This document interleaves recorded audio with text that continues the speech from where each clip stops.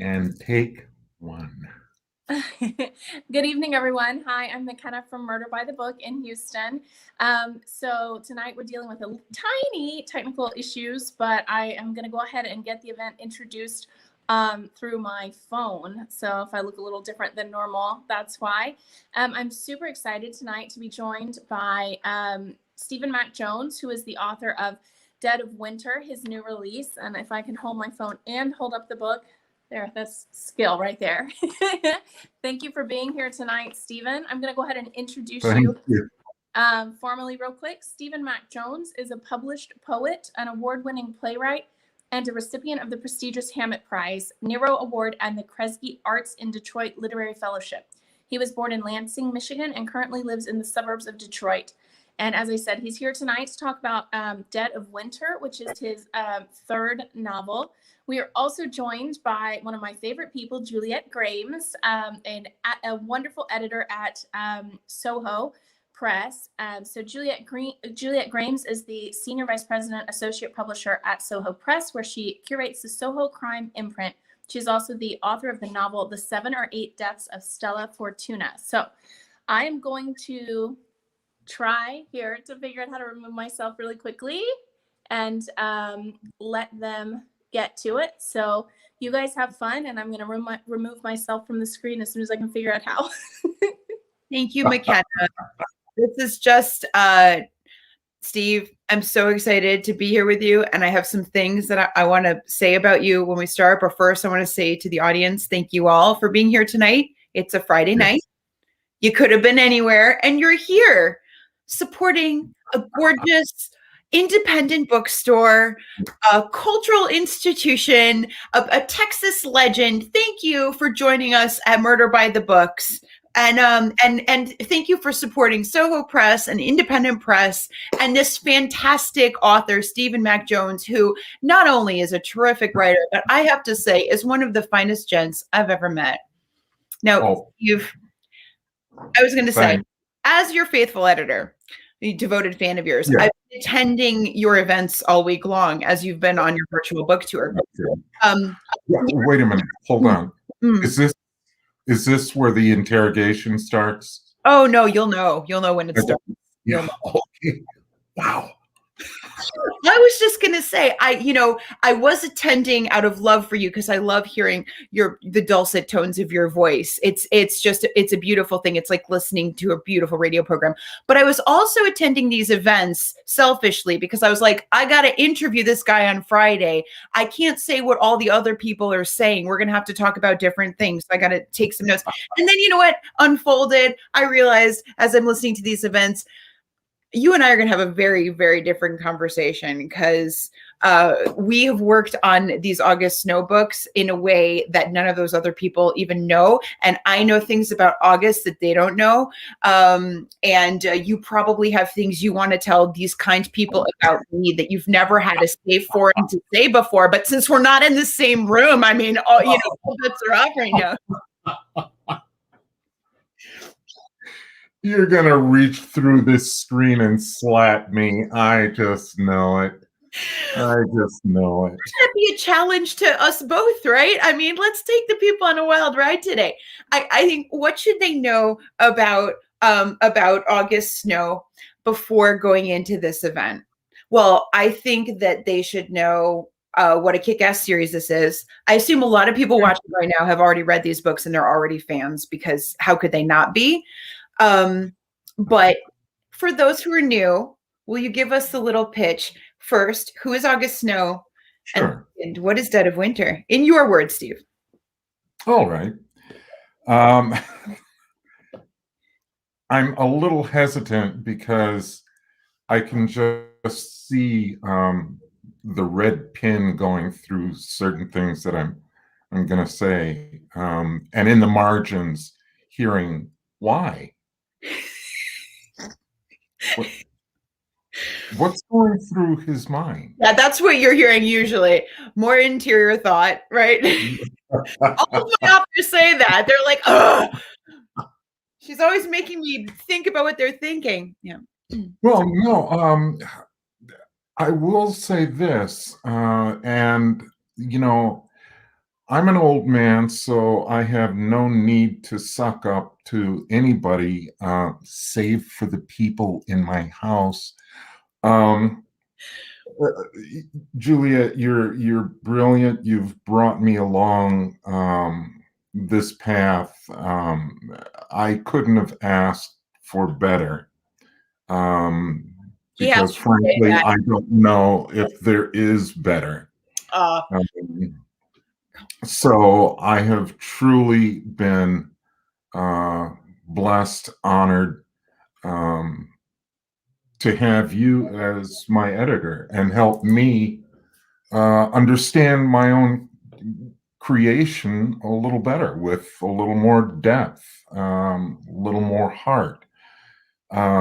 That's a beautiful, beautiful thing you're saying. Are you laying the groundwork for the butt? No, that's all I had written. That's all that was here. Anyway, as far as August Snow, August is a Detroiter. He is half African American, half Mexican American. Mexican American on his mother's side, African American on his father's side. And the big question is, why did I make this character multicultural? And one of the reasons is because those are the two largest minorities in Detroit.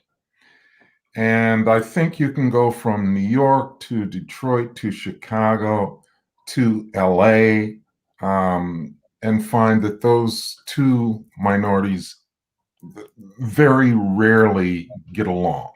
And I wanted to show that those two cultures could coexist peacefully and deliciously, because each culture has its own food. But anyway, about food, don't worry. You know how I feel about that. So, oh, certainly. I mean, we'll talk food in a minute. But August is a former Marine and a former Detroit detective, one of the youngest detectives ever on the force.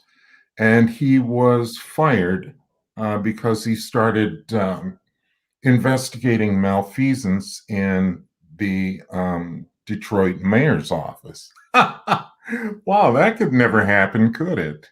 Fiction. But, he sued for wrongful dismissal and won a $12 million settlement. But it's $12 million, yes, is a lot of money. But when you've sacrificed a job that you loved and that you were good at, and your sick and dying mother saw bits and pieces of the trial and before she passed away, it's really tough for August. So he has moved back into his family home in Mexican Town, otherwise known as Southwest Detroit. And he's revitalizing houses along his street. And as things go on, certain situations rise, as with Dead of Winter. In Dead of Winter, he gets a call from a gentleman, elderly gentleman, who owns one of the oldest businesses in Mexican Town, Authentico Foods. And the gentleman is dying, and he wants August to buy the business. August really does not want to. He doesn't see himself as a business owner. And then the truth of the reason why the gentleman wants August to buy the business comes out. And it all has to do with shady real estate purchases, a local Detroit billionaire, and some very unsavory people who want, well, that's part of the mystery. What is it that they want? Why are they willing to go so far, including murder, to get this land? And that's essentially a synopsis of Dead of Winter. How'd I do? So purely fictitious. I mean, it sounds almost as fictitious as the idea of corruption in the mayoral office, to think that there are billionaires who will ruthlessly kill in order to stop things from happening, or make things go their own way, right? So here in the flights of fantasy with this thriller, you are at the same time, Steve, rooted in the very real feeling Detroit. Like we have a native Michigander. You are, right? Yes. Yes. So I want to talk about this aspect of it. I want to talk about you as a Michigan native creating this character, another Michigan native, and kind of what it means to you to be the one who's making the locals. You've created this local superhero. And just for avoidance of doubt, I was being very sarcastic about about the fictitious thing earlier. I know about the Yeah, the trials and tribulations of Detroit, certainly. So what do you think? Does Detroit need a real superhero? Could someone like August Snow exist? Does Detroit need an August Snow? It wouldn't hurt. But I have to say that in general, the people of Detroit are their own particular type of superhero, because it really takes guts to live here. I've said this before, I'll say it again. This is a city that will knock you down, bloody you up, and then it will lift you up and raise you on its shoulders. It's a tough town, but it's a town that promises its population that, yeah, it's hard, but we're going to get through this. And that's happened time and again. So as far as August goes, let me just say this much. A friend of mine has read each of the books. And when Dead of Winter was coming out, I was thrilled that it was being released, finally being released. And my friend just went, "Oh man, is this going to be like the last two books where it kind of foretells our future?" And it was like, well, no, come on, don't worry about that. And suddenly there's talk of corporate purchases of neighborhoods, entire neighborhoods. So I don't know. For our gentle readers in the audience who may have missed the first or second book in the series, it is true that Steve here is proving himself to be a little bit clairvoyant, kind of frighteningly clairvoyant. Yeah, I remember when you, in publishing, we often work this way where an author with whom you have an ongoing relationship might send an editor a proposal for a book they want to write ahead of time. And then they're working on writing it. And you're kind of going back and forth together on that, watching it develop. So, and, after we published August Snow, that first book, that's what we did for the second book, right? You sent me this proposal. Yes. for a book which at the time was called Bad Hombres, which, by the way, great title.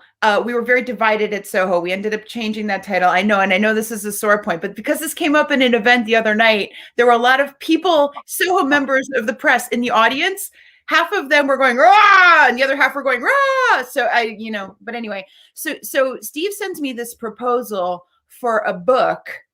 I apologize. There's a little bit of a spoiler here. Block your ears. That involves the idea that ICE is actually disappearing people who are supposedly being arrested and deported, that these people are just going missing, and what could that possibly be? So he sends me this premise, and I was like, oh, sounds a little far-fetched. And he's writing it, and I was like, I like it. It's very, August, he's a private investigator of his own ilk, but he's also a little bit of a superhero. We want to see him tackle big problems, even if they couldn't happen in the real world. And then Steve is writing away, and the news is unfolding away. And then, and I started to wonder, Steve, started to wonder, what does this guy know? Well, it's funny because there's always been the question of, stretching credulity to its limits. And personally, I think the past 4.5 years stretched credulity beyond its limits. So I essentially feel sky's the limit. Whatever you can imagine, but take it to that place logically and with excitement and heart. And that's what I try to accomplish. It's such a really good point. Okay, so then let me ask, you and I are here to entertain the people, right? I mean, fiction, we should be able to test the boundaries of the storytelling. We're excite and surprise. Do you feel in the last 4 years that you have had to go farther to excite and surprise? No, I don't feel that pressure at all. And if I do, it's a pressure that I feel on me as a storyteller.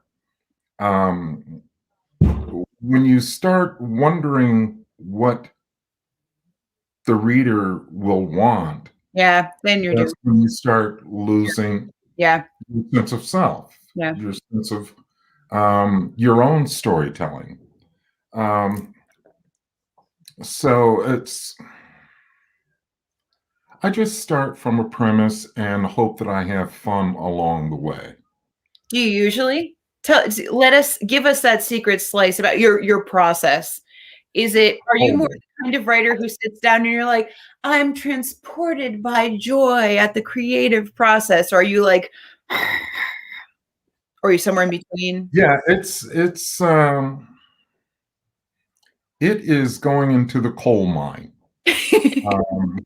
on some days. Other days it's wonderful because your characters are saying, Steve, we know what you had planned to do, but here's what we'd like to do. And the characters start playing it out, and you find yourself not as a writer, but more as a stenographer. You're keeping track of what's going on. You're actually trying to catch up. That's the magic sauce. It really is. But I mean, and I'm sure you well know this. Writing a first draft that's the art. Writing a second, third, fourth, fifth draft, that's the craft. It's fine-tuning your storytelling. That is where the work comes in, and I both enjoy it and loathe it. Yeah, I hear you. It takes stamina, doesn't it? I mean, I think that's the thing people don't when they're crossing that bridge from trying to be a published writer to being a published writer, is the stamina involved after the glory days are over. Of course, for an editor, that's what we get to see all the time. And I love it personally, but that's because I'm the one with the red pen. But if you want to make this your life, then you have to accept the fact that it is work. Yeah. You get up, you make yourself a cup of coffee, you head to your laptop, and you work. Set a limit of how many words you want to get. Set a ceiling. Sometimes it's harder than others. Boy, do I know that. But it's your job to be the best storyteller you can be. I want to ask you a little bit about something specific to this third installment that really popped for me, which is, all of the books are set in Mexican Town. August lives in Mexican Town. We know his neighborhood pretty well now, and some of the recurring characters there, the shop owners and the restaurant. But for me, seeing Mexican Town as a kind of economic entity, it really popped. Like, I've never had the privilege of visiting Detroit. So, when they let us out of our cages, Steve, I'm going to be coming to visit you, and we're going to go eat at all these places in person. I know I've been threatening now for years, but my word is good, especially when it comes to the restaurants. And again, we're coming back to the food in a minute. I want to talk about Mexican Town. I want to talk about, back when you were first constructing the August Snow character, I get that, the two ethnic identities you wanted for him, but why did you pick this geographic locality? Do you have a relationship with this part of Detroit personally? Or, whether or not you do, I'm so curious about its history and how, growing up in Michigan, you were aware of it. Has it changed over the years? What can you tell us about it? You depict this moment of change in Dead of Winter, right? Or the risk of change. Yes. Yeah. I want to hear about that. Well, let me start by saying that I had a doctor's appointment 2 weeks ago. Nothing serious, just a checkup. Okay. And I told my doctor, I've been told that on occasion I snore. Oh, you've been told, huh? Yes. Very subtle hints, And I said, I know that this could change if I lost weight. And the doctor said, just a second, hold on. And he gets a tape measure. Oh, boy. And he measures my neck. Huh. And he says, whoa, 18 and a half. What does that mean? Exactly. Neck height? He said, well, there's a lot of pressure in your neck when you're a little overweight. A lot of weight is carried here. And he said, just try to lose 5-10 pounds. You may not see it in your body, but you will see it in your neck. You'll feel better, and that will relieve some of the pressure. Now then, I say all of that to say that my neck got big, as did my stomach, from eating the food in Mexican Town. That's part of the reason. You better not be saying you're not going to take me to Mexican Town because you're worried about your neck. That's not. No. We go and choose the restaurant.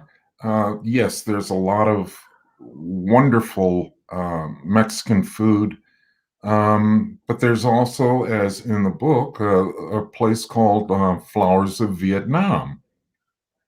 Vietnamese restaurant, absolutely delicious, wonderful place. but Mexican Town is, I'm wanted to say its own curiosity, but that sounds like makes it an anomaly or something. It is neighborhood after neighborhood where people know each other. It is restaurant after restaurant, from small taquerias where you have to pay cash, no credit. And everything is delicious. And it's also, it's been known as Mexican Town for close to, if not over, 100 years. Because a lot of Mexicans came to Detroit for the same reason that Black people left the South. Good paying automotive jobs. And it was no more open-minded, but at least you got paid. At least you were making enough to buy a home, to take care of your family and extended family. So that's one of the reasons why I find Mexican Town extraordinary. One of the oldest churches is in Detroit Catholic churches is in Mexican Town. St. Anne's, which was just made I'm going to get the term wrong, but it was made a basilica. Oh, wow. Yes. I mean, as long as we're on the topic, Father Grabowski, Features of St. Anne's, is a fictional character. Is he inspired by a real priest by any chance? He's inspired by a few priests that I've known over the years. Because he really has this moment in Dead of Winter. He has some great scenes in here. I'm not going to spoil any. You know. Oh well. He breaks some rules. Well, you know, you've just broken a rule for me because I'm working on number 4, and it's Grabowski centered. Oh, okay. Everyone in the audience, just so you know, this man has told me nothing about this book. Okay, here he is airing this in front of the public. Steve, what book for? Well, here's the deal. This is my Mother's Day present. It's breaking the code of the Midwest. What I did by telling you about that, it's breaking the code of the Midwest, and that code of the Midwest is you don't talk about what you're doing until it's done. That's not the code of the Midwest. That's just classic superstition. That's like a writer superstition. But then, I mean, maybe Midwestern writers. I don't know. I've heard about Midwest. So Abby Koski, who used to be your publicist at Soho, who was from Michigan, when I was trying to understand the mystic dynamics of your people and the things that they would say and their language patterns, she taught me what I understand is the code of the Midwest. Yeah.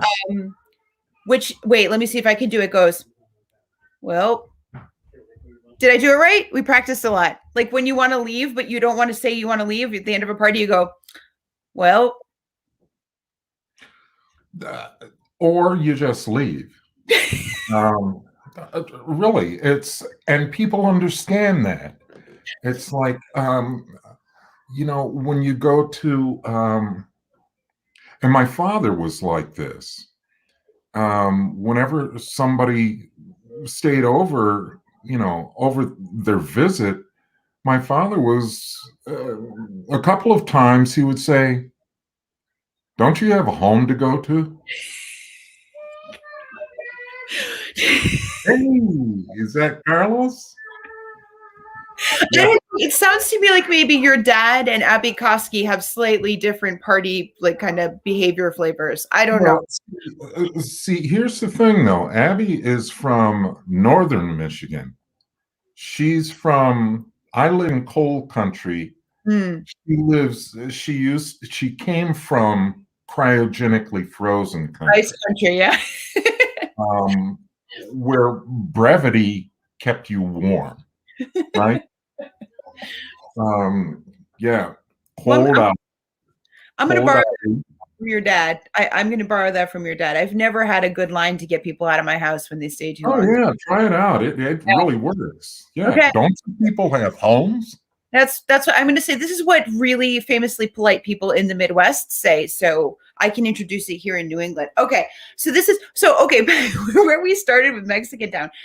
I love your answer about the specificity of that enclave, but also its long history in Detroit. And I like that you alluded to the Great Migration of African Americans as a parallel history there. And one of the things that I think is also super cool about these books, although we are focused in Mexican Town, we do get to see snippets of all of these other microcultures that exist in Detroit.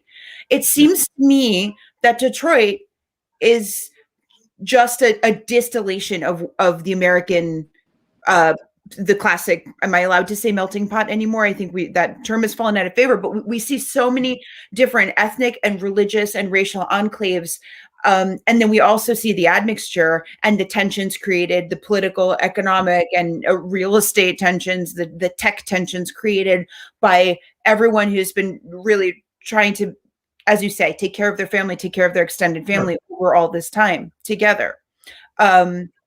It's something I've always thought is so cool about these books. I learned so much about Michigan and Detroit reading them, but also I think more generally about America. But I wanted to ask, do you learn about Michigan while you're writing them? Do you know all this already, or is there research involved? No, there's plenty of research involved. I didn't know it at the time, but after 40 years of living here, you're just absorbing things. So there's the living research, but also the fact that, as is Texas, so is Michigan. We're both border states. And Michigan has always had an influx of asylum seekers, and those who are not citizens. And the way it's classically worked is Canada would fly Mexicans to Canada to work their crops, to work their produce during seasons. And once those seasons were over and the work was over, the Canadian government would fly those people home. But here's a testament of how powerful the American dream is. A number of those folks did not take the flight home. Instead, they found a way to enter the United States. So, as is the challenge for a southern border state, is the challenge of Michigan. And both because of the promise that we made to the world. And that promise is you will find a better life here. You can reinvent yourself. You can provide for your family. You work hard and you'll make it. And that's a very appealing dream. And it's one that still brings people here. The difference between, let's say, Texas, a border state, and us as a border state is there's I believe it's 97 trillion gallons of water separating Michigan from Canada. That's a lot of water. You just had that number ready at the drop of a hat. It's a lot. Oh, yeah. Why am I talking like, Christopher Walken suddenly? No, I did research that, and I was stunned. Yeah. The border that we have is one comprised of 97 trillion gallons of water. And water that can be very treacherous. Yeah. So that's that's my short answer. So what about the food part of it? Do you do research into this food writing? So for the folks in the audience, I got to tell you a story about what happens behind the scenes at Soho. Actually, Steve, maybe I should tell you too. I don't know if we've told you this. So obviously when Dead of Winter came out, we couldn't do this because we're all working from home. But Sure. When book 2 came out, we all got together as a group and we cooked the book, as we call it, on staff. This is like a way for us to kind of kick loose marketing and publicity ideas, and we all brainstorm together, but we do it in a very competitive Iron Chef style cooking kind of Yes. So our boss Bronwyn really always likes to say, now remember everyone, this is a team activity. It's not competitive at all. Everyone wins. There is no winning. We get to enjoy food. We get to work together. Sure. Yeah. Sure. And we certainly don't pair off into teams of 3 with our knives and try to kill one another or outdo one another, especially not along departmental lines or anything. Anyway, so we cooked your books, and there was such a wealth of food to draw from. Now, one thing August seamlessly does is he integrates what the New York Times food column would call a no recipe. While he's thinking about something, he's in the kitchen, he takes out a bunch of ingredients, he whips them up into something. And honestly, you're not giving us the measurements, but you give us enough information to come up with food. Trust me, we made some great stuff out of that book. And I just, so do you do the food research here? Do you research these recipes, but also do you go around and eat at all the restaurants that August eats at? Because that seems like really important research. Well, let's just say that I have investigated a number of restaurants. I do consider that research. It's important. That's, if you were to be inauthentic there, your readers, they would be very exactly. But the reason why August doesn't measure anything is because I don't measure anything. You just go by taste. The fact, here's something else that I'm really excited about. I recently got a book called Tacos and Tequila. Oh.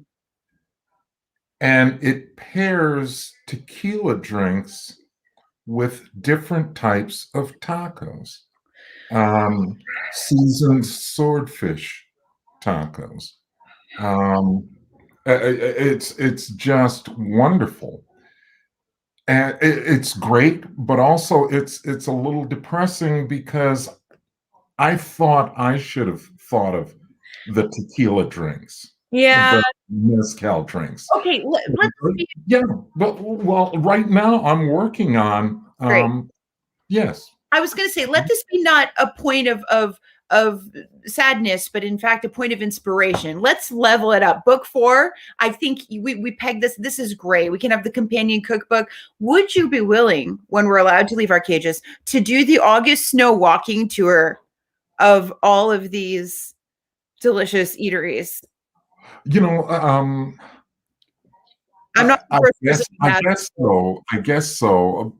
And the reason why I say I guess so is because, and the pandemic is a very serious thing. But on another side of it, it finally gave me the excuse I needed not to go out. But I'm finding that it also took away the two choices that I had. You know, whenever Mary Kate would say, you know, well, why don't we visit so-and-so, or why don't we go to this place? I would think about it seriously for a nanosecond and say, no, I don't want to. No, I don't like them. You know, do we have to go? You know, things like that. And the pandemic took that choice away of me saying no. So I hope we all get back to normal. Get your vaccination, wear your mask. I probably still won't go out. Great note. I love it.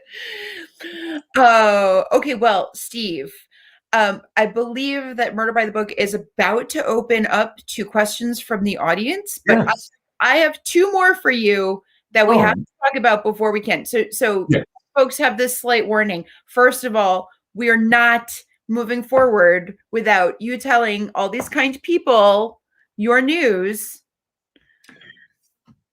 Okay. The news is I'm pregnant. No, no, that's not the news. The news is that the August Snow series of books has been acquired by ABC television network, also Imagine Studios, which is Ron Howard's, and Gaspin Media, and for development as a series.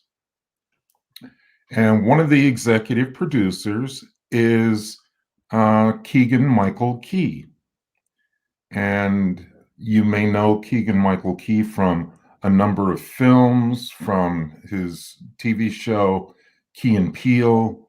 Extraordinarily talented, fits the description. He's perfect, a tremendous actor who happens to be from Detroit. There you go, bonus. So it's being written right now by the incredible Paul Eckstein. And Paul has written for Law and Order, Criminal Intent, and he wrote the original Narcos series on Netflix. And he also created the series Godfather of Harlem, which is on Epix. So it's really wonderful. It's really tremendous having all of these talented people reading the book and visualizing how it would work on screen. I have to tell you, it is for sure exciting, but it's also just a fulfillment of something that seems so obvious to me, because I don't know, I opened, before I knew you, before I knew anything except the submission that I got from your agent, I open up this manuscript and I start reading it. I can't stop seeing it. It's so cinematic. Everyone who reads the book must be just yearning for this adaptation the way I am. And I'm so excited. And I didn't know that Keegan Michael Key was, in fact, Keegan Michael Key, excuse me, was from Detroit. I learned that from you. That's a really cool to have someone, you know, close to home. So we've talked a lot about Detroit tonight. And that's the energy I was feeling about how much, for me, you've brought Michigan and Detroit alive with these books. It's where I think I've told you, it's where my dad was born. It's a place I've never had a chance to visit. I did not know that. I didn't tell you that. Yeah. And and it's a place I've always wanted to visit. And just you are so steeped in setting detail and atmosphere and culture and microculture, and it's what makes this very entertaining page-turning thriller series even more special. But I just want to, pull back. We're talking to a Texas audience tonight, and you really put your finger on it when you said that there's just the Michigan and Texas have something in common, but really the August Snow story is an American story right now. And Dead of Winter in particular, it's a great, I'm so excited to share this book at this moment. Congratulations, by the way, on your splendid New York Times review this week. I was so happy to see that. I'm so happy that the rest of the world feels the way I do. Okay, there are a couple questions from the audience coming in. Yes. So my very last question before we get that, is there anything that so I know we have some devoted fans in the audience right now who already have all your books. And so they're not going to be able to buy your book for Murder by the Book tonight because they already have all your books. Maybe they've already bought your book for Murder by the Book, but they probably still want to patronize this beloved independent bookstore. Okay? Absolutely. So help them out, Steve. Suggest what are some other great books you've read recently in case they need to buy something besides your books from Murder by the Book. Well, I'll tell you, this isn't going to be the plugging Soho show, but I'm plugging Soho because one of my favorite writers, in fact, gentleman who will be interrogating me next week, or interviewing, I'm sorry, I get those confused, James Benn, his Billy Boyle World War II mysteries are just magnificent. There's no other word. They're just magnificent. I love Ed Lynn. Folks, write these names down. You got a pen and paper? I can send you all a list. He's just naming a bunch of his label mates. So I'm no. These are folks that I do in fact love what they put into their work. Henry Chang, I'll tell you a couple of Detroit folks. Most people forget the fact that Elmore Leonard was from Detroit. In fact, his house is probably 4 or 5 miles north of where we live. He's a legend. Also, someone who is underread these days that I can't say enough good about is Lauren D. Estelman. That man can write. He is wonderful. I don't know him at all. What's a starting point? What's a good title to start with? Look for Amos Walker. Okay. Any of the Amos Walker mysteries, Detroit mysteries.